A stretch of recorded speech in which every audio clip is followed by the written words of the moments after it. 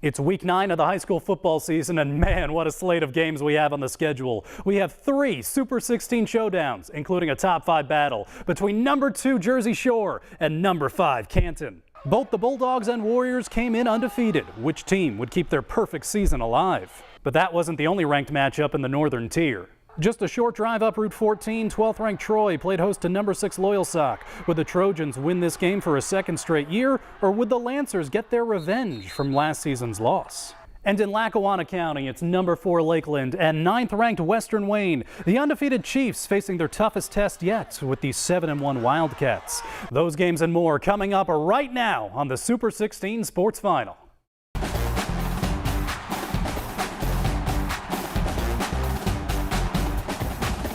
The Super 16 Sports Final.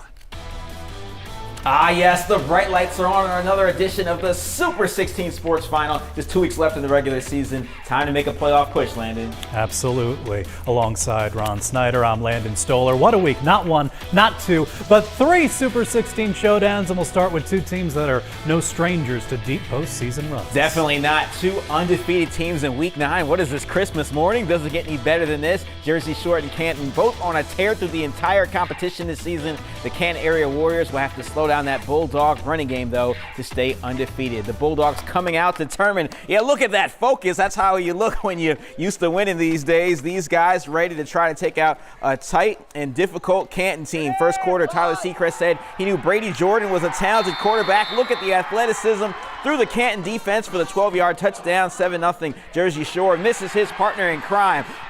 He did him like that. The missed tackle, and he's still going 44 yards. Hayden Packer. 14-0 Jersey Shore at the half. Third quarter, how about that passing game? The swing pass to Cooper Peacock, and watch these moves. Still going in the open, in the clear, in the end zone from 40 yards out. 21-0 Bulldogs in the fourth quarter, same score. You draw it up, they shut it down. On 4th down from the 7-yard line, they force the incompletion. Jersey Shore takes over with 8 minutes left in the game. Jersey Shore picks up its 3rd straight shutout win. Think about that. They win 23-0. Canton, its first loss this season. Impressive. Montoursville trying to stop a 3-game losing streak, taking on Selinsgrove. Selinsgrove's quarterback Mark Pastor connects with Nick Rice, and look at him go. Makes a couple guys miss, and he finds the end zone. It has his name on it from 33 yards out. Seals up 7-0 late in the first quarter. Second quarter, Pastor this time, up top, take it to him. This is Gavin Bastian down the sideline. In from 40 yards out, 14-0 in the second quarter. They scored 38 points last week, still looking good on offense. So Montoursville trying to mount a drive with just over a minute left, but yeah, this guy's having nothing doing on that. Garrett Pastoris gets the sack of Bryce Eberhardt, and Selinsgrove with the impressive win, 21-7. Let's head right back to the northern tier for our second Super 16 showdown of the night. Loyalsock made the trip to Bradford County to take on Troy with revenge on their minds. The single-A Trojans ran for 562 yards in their 42-12 win over the Lancers last season. Well, what would happen in the rematch? Let's find out, shall we? Well, we are scoreless with a minute left in the first quarter. What's going to happen here? The Lancers are punting, but it's deflected. Clayton Smith scoops it up, evades a tackle, and he takes it to about the 15-yard line. That sets the Trojans up in the second quarter. Smith, this time he gets the handoff and finishes what he started. Troy is on the board first, 7-0. Lancers looking to respond. Tyler G. finds Jalen Andrews over the middle, jukes a defender, and now he's got the outside edge and uses it. Just like that, touchdown Loyalsock, tie game. After the score, Chris Cooley gonna do a little squib kick here. Charles Oldroyd returns it. Now, as soon as he scoops up this ball run, he just took off.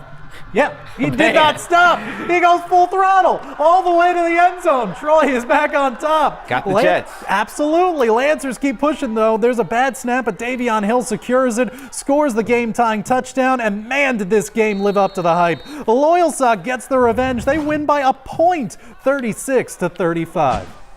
Southern Columbia and Wyoming area, the last two programs in the viewing area to win state titles. Both are 5-3 this season. Early on, Michael Crane picked off by Jake Tazlowski. It's Jake from Southern Columbia. Just like that, it's 7-0. Now tied at 7, Loudon Murphy gets the ball. He knows what to do with it. 64 yards right into the end zone. A missed 2-point conversion, but it's still 13-7. To the second quarter, more from the home team. They're backed up on their 2-yard line, but when you have the state track champion and the star of the track team on your team, just give him the ball. 98 yards, nothing for Braden Wisloski. One more time, but this time Wisloski's in trouble, so he pitches it to Murphy. Nifty play for a 66-yard score as Southern wins 55-28.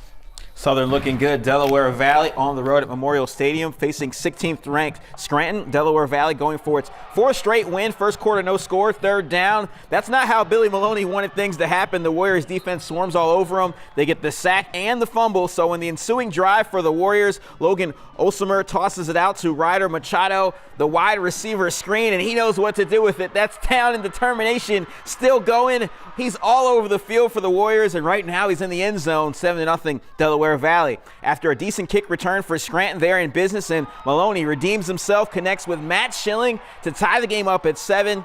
But Delaware Valley pulls away in the second half. Aiden Ramirez, an 89-yard kick return in the second half. Delaware Valley wins 28-14. Dunmore at home against Honesdale.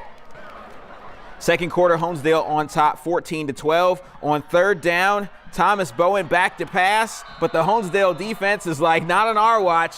They get the fumble, and Honesdale recovers. So on the ensuing drive, Aiden Collins is like, I'll take it from here. The pump fake, and then up top, take it to him. Cole Fries, yeah, we'll take Fries with that, and a 49-yard touchdown. Honesdale leads 21-12 at the half, but Dunmore, how about them coming back to win 27-24? How about another rivalry game here between Riverside and Old Forge? Both teams 5-3 on the year, 14-0 Old Forge. But while I was walking in, this happened. Chase Tadonio throws it up for Reese Gahan, 29-yard touchdown, 14-7 at the half. Second half kickoff, Old Forge got the ball. They got a great run back here from Casey Holzman, takes it back to around midfield, but the Blue Devils struggled to move the ball in the quarter. Not the case for Riverside. They went to the trick play a few times. This one works for a touchdown. Gahan back to Tadonio for the score.